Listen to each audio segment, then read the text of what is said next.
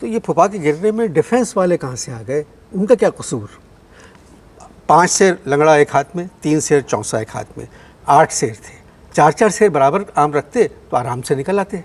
वो 5 शेर वजन एक तरफ हो गया तो उधर निकल गए। मेरे जो फूफा है ना, वो अदलिया में नहीं है जो हाथ में तराजू लेके बराबर बराबर तोलते और फिर नीचे गिरते।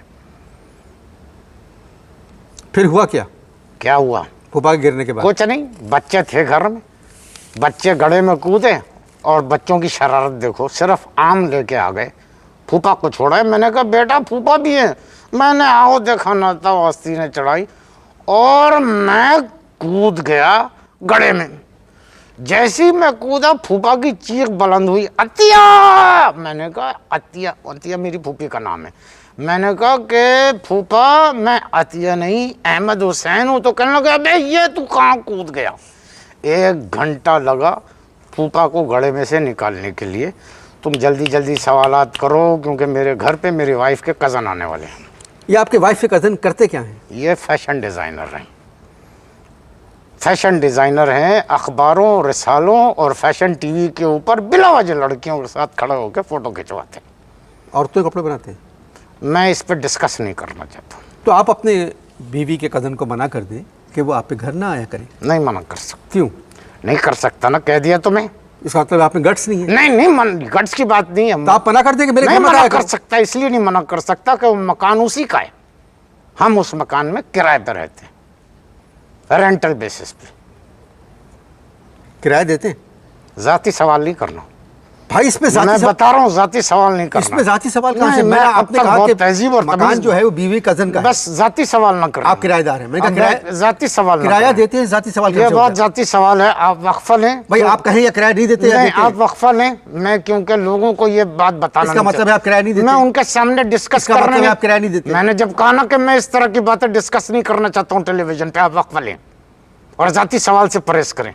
एक आदमी से पूछ रहा हूँ मैं कि नहीं, मुझे पता था, मुझे लोगों ने कहा था सवाल प्रोग्राम के अंदर, लेकिन ये जाती सवाल करेगा ये आदमी। आप इश्तार देखें जी। दूसरा वक्फा भी खत्म हो चुका है, अभी तक आपने बताया नहीं कि आप क्या करते हैं। मेरा ख्याल है मैंने बहुत क्लियर आपको बता दिया है कि मैं क्या करता हूँ। हम लोग जो हैं अपने ख़ानदान के बुज़ुर्गों को गड्ढे में से निकालते हैं। अब देखो, कोई 4-6 दिन पहले की बात है, मेरे ताया का मेरे मोबाइल पे फ़ोन आया रात। मैंने उनसे ताया से कहा, मैंने कहा कि आप कहाँ हैं? कहने लगे बेटा तुम्हारे घर के सामने वाले गड्ढे में हूँ। लो भाई, मैं टॉर्च लेके भागा। अब जब मैंने टॉर्च मारी गड्ढे में तो क्या देखता हूँ कि ताया उकड़ू बैठे हुए हैं, सारे जहाँ का कीचड़ उनके ऊपर, और उकड़ू बैठे और मुगल्लज़ात बक रहे हैं। मुगल्लज़ात बक रहे हैं। किसको? भाई बक रहे थे, मुगल्लज़ात बक रहे थे, मुगल्लज़ात बक रहे थे। मैं तो टेंशन में आ गया क्योंकि सन्नाटा था। अब सन्नाटे में उनकी मुगल्लज़ात ऐसी लग रही थी जैसे गड्ढे में कोई फोक सिंगर बैठा हुआ गा रहा है। मैंने उनसे कहा मुझे क्यों मुगल्लज़ात बक रहे हैं? कहने लगे अबे तू नाज़िमाबाद छोड़ के आया क्यों? लो भाई, घर में बच्चे नहीं थे। अब उनको निकालता तो निकालता कैसे? इसी दौरान क्या हुआ कि मेरी बेगम आ गई।